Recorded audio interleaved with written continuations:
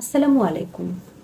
গতকাল আমরা জানি যে জেডাই খান পান্না বেশ কিছু কথা বলেছেন। উনি যে আওয়ামী লীগের দোসরের মতো কথা বলছেন এটা কিন্তু আমরা প্রথম লক্ষ্য করেছিলাম যখন ম্যাজিস্ট্রেট উর্মির কথাগুলোর পরেও উনি বলেছিলেন যে আমি তার পক্ষে আইনি লড়াই লড়তে চাই। একবার চিন্তা করুন একজন সরকারি কর্মকর্তা ঠিক কতটুকু কথা বলতে পারে। ওনার ফেসবুক প্রোফাইল যেটা একটা পাবলিক প্রোফাইল, সেখানে উনি কতটুকু কথা শেয়ার করতে পারেন সেটা কিন্তু আমরা সবাই বুঝতে পারি। কিন্তু তারপরেও ওনার পক্ষে কথা বলেছেন এই জেডাই খান পান্না। উনি একজন সিনিয়র অ্যাডভোকেট হয়ে উনি কিভাবে একজন আমরা জানি সরকারি কর্মকর্তা কিংবা কর্মচারীরা সবচেয়ে ভালো হচ্ছে সাইলেন্ট থাকা। ওরা কোনো দলের বা কোনো রাজনৈতিক দলের পক্ষে কিংবা সরকারের পক্ষে বিপক্ষে কোনো দিকে ওরা কিন্তু কথা না বলে থাকাটাই আমার কাছে মনে হয় সবচেয়ে ভালো একটা দিক। তখন উনি এই উর্মির পক্ষে আইনি লড়াই লড়তে চেয়েছিলেন। আর গতকালকে উনি যে কথাগুলো বললেন সেগুলোকে আমি এক কথায় ভয়ঙ্কর বলে উল্লেখ করব। প্রথম যে কথাটা উনি বলেছেন, স্বাধীনতার পরে এত মামলা নাকি কোনো দিন হয়নি যা গত 3 মাসে হয়েছে। সাংবাদিকরা ওনাকে জিজ্ঞেস করেছিলেন যে গত 16 বছরে কি হয়নি যে পরিমাণ মামলা হয়েছে। উনি বলছেন যে গত 16 বছরের তুলনায় এই 3 মাসের মামলা অনেক বেশি। ঠিকই বলেছেন অ্যাডভোকেট জেডাই খান পান্না, আপনি ঠিকই বলেছেন। গত 3 মাসে কেন বেশি মামলা হবে না? স্বাধীনতার পরে এত খুন, 2000-এর বেশি মানুষ হত্যা এবং প্রায় 20,000 মানুষের আহাজারি এর আগে তো কখনো হয়নি। 90-এর আগেও দেখুন শুধুমাত্র নূর হোসেন একজনের মৃত্যুর পরেই এই এরশাদ কিন্তু ক্ষমতা ছেড়ে দিতে বাধ্য হয়েছিলেন। 96-এ খালেদা জিয়া 26 দিন অসহযোগ আন্দোলন করার পরই ক্ষমতা ছেড়ে দিয়ে আবার নির্বাচন দিয়েছিলেন। ওটা কিন্তু ক্ষমতা আঁকড়ে ধরে বসে থাকেননি, মানুষ খুন করার জন্য অপেক্ষা করেননি। আর এই শেখ হাসিনা 2000-এর বেশি কাছাকাছি মানুষের একদম সরাসরি হত্যা এবং হাজার হাজার মানুষের আহত হওয়ার পরে উনি ক্ষমতা উনি ছেড়ে দেননি, ওনাকে পালিয়ে যেতে বাধ্য হয়েছেন। আর এত বড় ঘটনার পরে প্রচুর মামলা হবে না, আর সেই মামলাটাকে আবার আমরা কোনো একটা সময়ের সাথে তুলনা করব, আর আপনি এমন একটি ন্যারেটিভ বলবেন যে ন্যারেটিভটা খুবই ভয়ঙ্কর, স্বাধীনতার পরে এত মামলা হয়নি। এই ন্যারেটিভটা দাঁড় করানোটাই হচ্ছে একদম আওয়ামী দালালি। ওনাকে আমরা ভেবেছিলাম আওয়ামী লীগের উনি দোসর, কিন্তু না, উনি তো আওয়ামী লীগের দালালি শুরু করেছেন।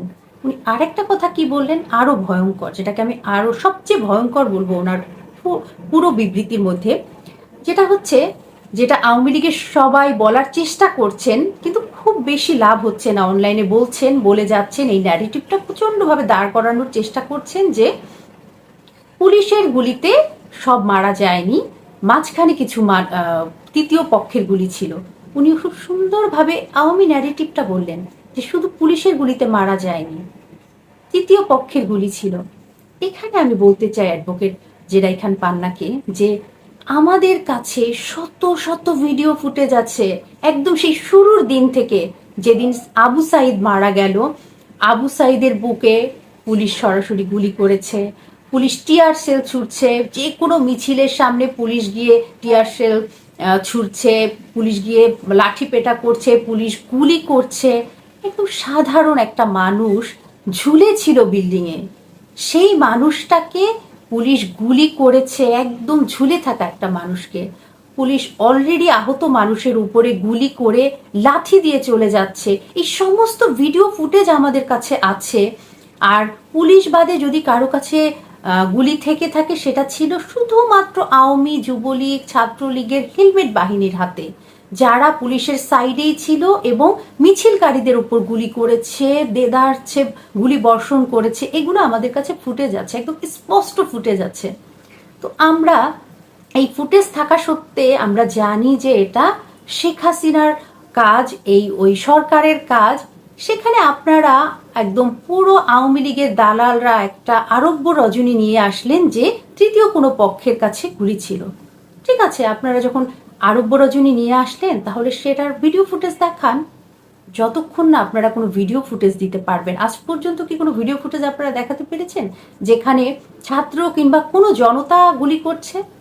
সমস্ত ভিডিও ফুটেজেই তো দেখা গেছে যে ছাত্ররা একদম নিরস্ত্র, যত মানুষ এসেছে তারা পুরোপুরি নিরস্ত্র। তাহলে এটাকে আমরা আরব্য রজনী ছাড়া আর কি বলবো বলুন? এটা কি কোনো বাস্তবতা আছে? তারপরে উনি কি বললেন, আওয়ামী লীগ দালালের মতো করে খুব সুন্দরভাবে উনি বলে গেলেন, এই যে 2000 মানুষ খুন করে পালিয়ে যাওয়া সাবেক প্রধানমন্ত্রীকে উনি বলছেন নিপীড়িত।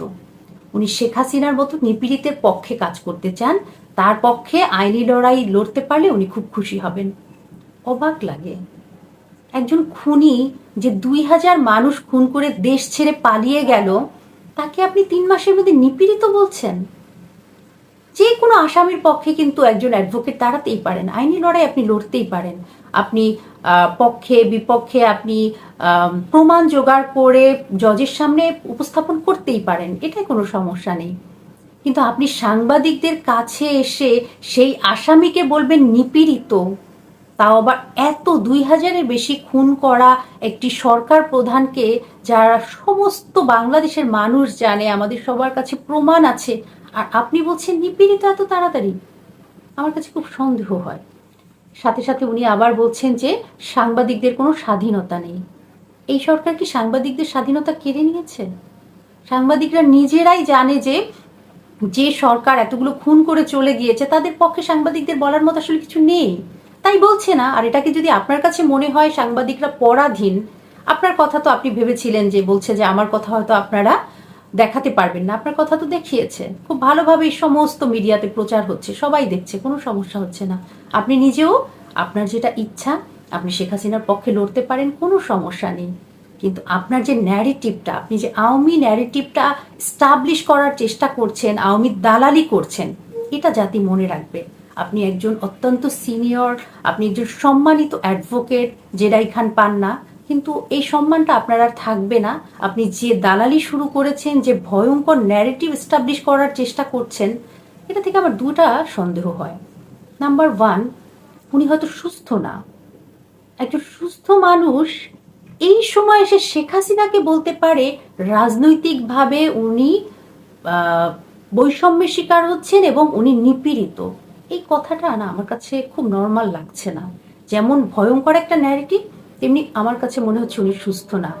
অথবা 2 নাম্বার আরেকটা জিনিস হতে পারে যে উনি মিডিয়ার কাছে নিজেকে একটু ফুটেজ খাওয়ার জন্য উনি হঠাৎ করে আওয়ামী লীগদের দালাল হয়ে উঠলেন। তো যেটাই হোক না কেন, এই ন্যারেটিভগুলো কিন্তু খুব ভয়ঙ্কর।